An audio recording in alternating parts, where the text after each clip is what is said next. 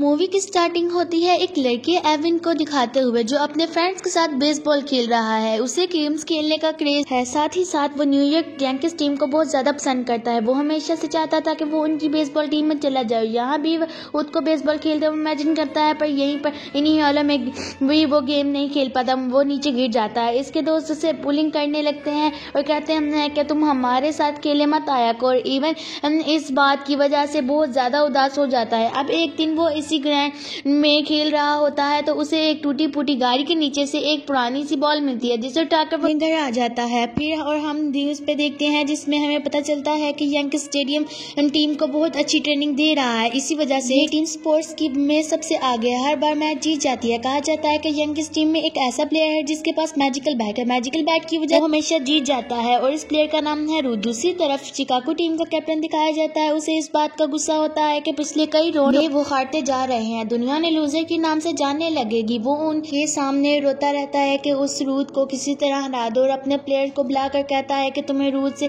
उसका बैट छीनना होगा। प्लेयर आगे से घबरा जाता है और कहता है कि ये आसान काम नहीं है। आगे से कैप्टन कहता है कि अगर तुमने ऐसा ना किया तो मैं खुद तुम्हें अपनी टीम से निकाल दूंगा। और उधर एवन जब अपने कमरे में आता है तो बॉल एक साइड पर रख कर दीवार पर लगे हुए यांकीज के पोस्टर को फाड़ने लगता है, क्योंकि उसे यकीन था कि वो कभी भी इनकी टीम में नहीं जा सकेगा। खेल दोस्त हमेशा उसको बुली करते थे, उसके सारे ख्वाब भी टूट चुके थे। ऐसा करने के बाद वो बॉल जो उससे लाकर फेंका था वो बोल रहा था और एविन उसे कहता है कि तुम्हें मुझे यहाँ नहीं लाना चाहिए था, तुमने मुझे क्यों उठाया। अब एविन ये देखकर घबरा जाता है, लेकिन जब उसकी मॉम उसके रूम में आती है तो बताने लगता है कि ये बॉल बात कर रही है। जब उसकी मॉम उस बॉल को ऑब्जर्व करती है तो वो बॉल नहीं बोलती। पता चलता है कि वो बॉल सिर्फ एविन के सामने ही बोल सकती है, कि बॉल की आवाज सिर्फ एविन ही सुन सकता है। इसकी मॉम एविन से कहती है कि बेटा ये तुम्हारा वहम है, ऐसा कुछ नहीं होता, चलो आराम से बैठ जाओ। एविन के डैड यांकीज टीम के स्टेडियम में जनरेटर का काम करते हैं, यानी वहाँ के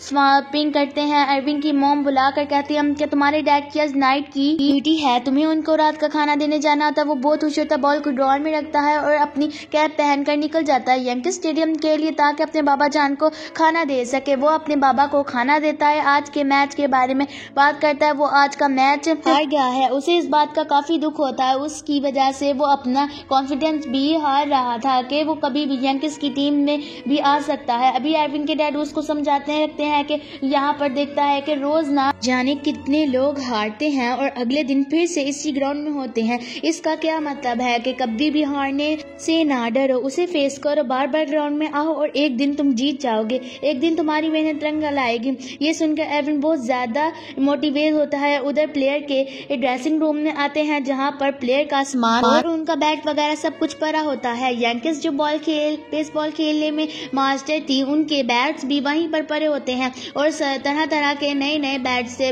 रूथ की तरह का बैट किसी के पास नहीं था। इवन इसे देखकर बहुत खुश होता है और अपने फादर से कहता है कि पापा मैं यहाँ कुछ और देर तक आ जाता हूँ, और रूथ के बैट को टच करने की कोशिश करता है। तभी वहाँ पर एक आदमी आ जाता है। इनफैक्ट वो वही आदमी होता है जो कि शिकागो की टीम का प्लेयर है और उसे रूथ का बैट चुराने का ऑर्डर दिया गया है। ये यहाँ पर गॉड का बेस बदल कर आता है ताकि किसी को कोई शक ना हो और ये इवन को डांट कर गुस्से से बाहर भेज देता है। अब इवन का घर आ चुका था और सुबह वो दोबारा से पोस्टर लगाता है और खुश होता है। और साथ ही साथ इवन उस बॉल से भी बात करने लगता है, तो वो बॉल बताता है कि तुमने पता है मैं बहुत सीरियस भी खेल चुका हूँ, लेकिन जब एक बार रन लगाया गया तो होम रन की बजाय फाउल हो गया और मैं ग्राउंड से कहीं दूर जाकर गिरा। और जानते हो कि किसी को मेरी कोई फिक्र नहीं थी या ना मुझे किसी ने ढूंढने की कोशिश की, तो बस मैं इसी तरह धक्के खाता यहाँ आ गया। जैसे मेरी ख्वाब टूटे वैसे कहीं तुम्हारे भी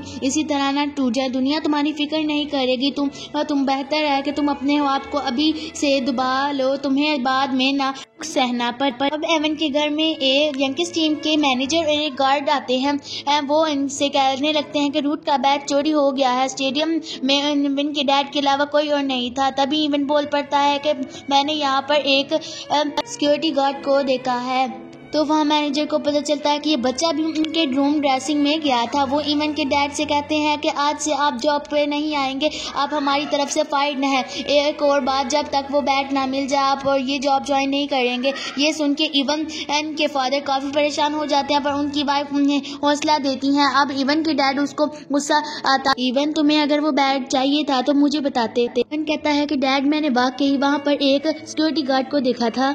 इवन के डैड उससे कहते हैं नहीं, वहाँ पर कोई गार्ड नहीं था, तुम यहाँ से जा सकते हो। अब इवन वहाँ से चला जाता है और बॉल से बातें करने लगता है कि मैं ऐसा वाकई नहीं किया। अब वो बॉल उसे आगे से बताने लगता है कि अच्छा, इवन बैट को नहीं चुराया तो जाहिर बात है किसी अपोजिट टीम ने चुराया होगा। तुम सारे बेसबॉल प्लेयर्स के कार्ड जमा करते हो ना, इसमें इनको ढूंढने की कोशिश करो, क्या पता वो गार्ड वाकई ही बेस बदल कर आया हो और किसी अपोजिंग टीम का प्लेयर हो। और जब इवन अपने कार्ड चेक करता है तो पता चल जाता है कि वो गार्ड जो बेस बदल के आया है वो वाकई ही शिकागो टीम का है। अब एवन को पता चलता है कि यंकीज टीम मुल्क से बाहर खेलने जा रही है। वो रेलवे स्टेशन पे है। वो फौरन से उस बॉल के साथ वहां पर जाता है। उस प्लेयर के हाथ में वो बैट देख लेता है। वो इस प्लेयर का पीछा करता है। वो उस प्लेयर को देख लेता है, उसका पीछा करने लगता है। इवन भागता हुआ दूसरी ट्रेन में जाता है जो शिकागो का वो प्लेयर भी उसके पीछे आ जाता है। एवन दोबारा से पहली ट्रेन में चला जाता है। शिकागो का प्लेयर उसके पीछे आ रहा होता है तो एक टॉप साइन के साथ उसकी टक्कर हो जाती है। आगे जाकर ट्रेन का गार्ड उसे उतार देता है और कहता है कि जहाँ तुम लोगों ने जाना है वो यहाँ से थोड़ी ही दूर है। अब वहीं पर रेस्ट करने लगता है और उस बैट को निकाल कर देखता है तो वो एक फीमेल बैट होता है जो बोल सकती है। वो बैट एवन से कहने लगती है कि मुझे रूट तक पहुँचा दो। परसों शिकागो में उसका मैच है, मुझे उसके साथ यूनाइट होना है ताकि वो जीत सके। उसने मुझे बड़े प्यार से बनाया था और मैं उसे हर मैच जितवाती हूँ। और एरविन कहने लगता है कि पहले मुझे न्यूयॉर्क जाना होगा ताकि मैं सबको बता सकूँ कि मेरे डैड चोर नहीं है और ये बैट मिल गया है। मगर वो बैट कहती है कि नहीं नहीं, मुझे रूट तक पहुँचा दो, उसके पास ये बैट आ जाए। तो विन और उसके साथ ही बैट और बॉल वहाँ पर छुप जाते हैं। वो शिकागो का प्लेयर फोन करने लगता है कप्तान को। तभी शिकागो प्लेयर देखता है कि वहीं पर बैट पड़ा है। उसके बाद एरविन अपनी चीजें लेकर वहां से निकल पड़ता है। प्लेयर भी उनके पीछे पीछे भागते लगता है और सामने से ट्रेन आने की वजह से उसे पीछे हटना पड़ता है और एरविन आगे भाग जाता है।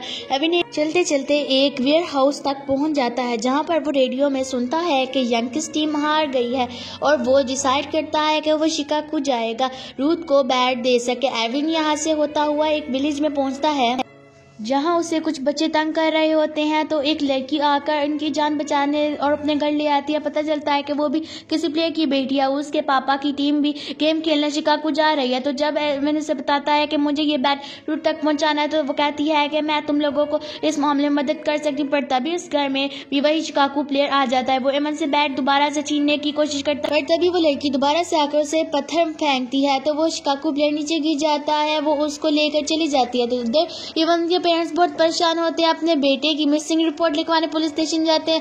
और दूसरी तरफ इवन तो निकल चुका होता है शिकागो के लिए। शिकागो प्लेयर अपने कैप्टन को कॉल करके बताता है कि बैट मेरे हाथ से निकल चुका है। वो कैप्टन से कहता है कि तुम्हारा कैरियर रैप कर दूंगा। उधर इवन के पास एक लेटर होता है जो कि उसे उस बच्ची ने दिया होता है कि ये जाके मेरे डैड को दे देना तो तुमने अपने साथ ले जाएंगे। तो एवन खुशी खुशी बच्ची के डैड के पास जाता है, लेटर दे देता। फिर वो एवन को रास्ते में यंकीज स्टेडियम यानी यंकीज टीम जिस होटल में रुकी है वहां पर उतार देते हैं। अब एवन उस होटल में जा चुके हैं। रूथ को उसका बैट देने की कोशिश करता है पर तभी उसके पीछे वो शिकागो प्लेयर भी आ चुका था जो कि काफी गुस्से में था। अब तो वो किसी भी सूरत में वो बैट हासिल करना चाहता था। वो वहां से लॉन्ग बैट उठाकर एवन के बैग में रख देता है और रीड का बैग निकाल लेता है। जब एवन अपने बैग से वो बैट निकाल कर रूथ को देता है तो उसे बहुत एम्बैरेसमेंट होती है। अब वो बॉल तेजी से उस शिकागो प्लेयर के पाँव में जाती है ताकि उसे गिरा दे और वो बैट अपने साथ लेकर इसी तरह आ सके। और वो शिकागो प्लेयर भाग रहा होता है तो वहाँ कैप्टन भी पहुंच चुका था। अब वो लोग एक कार में होते हैं। जब इवन इन लोगों के पीछे जाता है तो वो लोग इवन को भी कार में खींच लेते हैं। अब वहाँ जाके कैप्टन उसको बताने लगता है कि ये देखो बैट हमारे पास है और वहाँ यंकीज टीम का और शिकागो टीम का मैच स्टार्ट होने वाला है। तो तुम देखते हैं कैसे रूट पर हार जाता है, मेरी टीम जाती है। ये कहकर वो यहाँ से चला जाता है। ये तीनों एवन, बॉल और बैट अकेले होते हैं और सारे दाज होते हैं। बॉल इवन के पास आके कहता है कि देखो हिम्मत ना छोड़ो, मैंने भी हिम्मत छोड़ दी थी तो मैं कहाँ पहुंच गया हूँ, पर तुम हिम्मत नहीं छोड़ोगे, मेहनत करोगे और आगे जाओगे।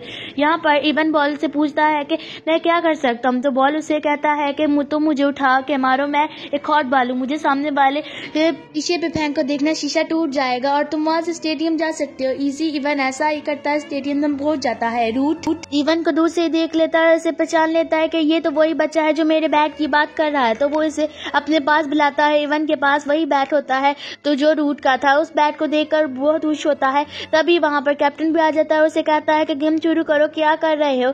पर रूट कहता है कि मैं तो अब पुलिस पकड़ के लेकर जाएगी, कोई मैच नहीं शुरू होगा, तुमने मेरा बैग चुराया था। तभी वहाँ पर सिक्योरिटी आकर फिर उसे पकड़ कर ले जाती है और इवन के फादर उसे अब सारा का सारा ब्लेम हो जाता है। तभी कैप्टन आकर कहता है कि हमें गेम शुरू करना होगा। अब एवन उसी जगह पर खड़ा था जहाँ पर उसे बेसबॉल से शॉट लगाना था। तो रूट उसे कहता है चलो आज तुम मेरे प्लेयर बना, तुम ट्राई करो, मुझे तुम पे पूरा भरोसा है, तुम हमें जितवा सकते हो। दूसरी तरफ इवन के पेरेंट्स भी होते हैं जो रेडियो में सारा कुछ सुन रहे होते हैं और वो बहुत खुश होते हैं कि अब इनका बेटा खेलने वाला है। इवन के पेरेंट्स भी यहाँ स्टेडियम तक पहुंच जाते हैं। जो बोलने वाली बॉल भी यहाँ आ जाती है और उसे मैच बॉल समझकर सब खेलना शुरू कर देते हैं। पहले तो 2 शॉट इवन से मिस हो जाते हैं पर उसके डैड दूर दूर से शाउट कर रहे होते हैं, even you can do it. अब इवन को यहाँ पर कॉन्फिडेंस आता है, अब वो शॉट लगाता है। यहाँ पर इवन बॉल को हिट कर देता है और पूरा एक होम रन लगाता है, जिसके बाद सारे लोग बहुत खुश हो रहे हैं। इसके बाद ये लोग जीत जाते हैं। वो खुशी खुशी रूट को बैट वापस करता है, अपने पेरेंट्स के गले लगता है और यहीं पर इस कहानी का एंड हो जाता है।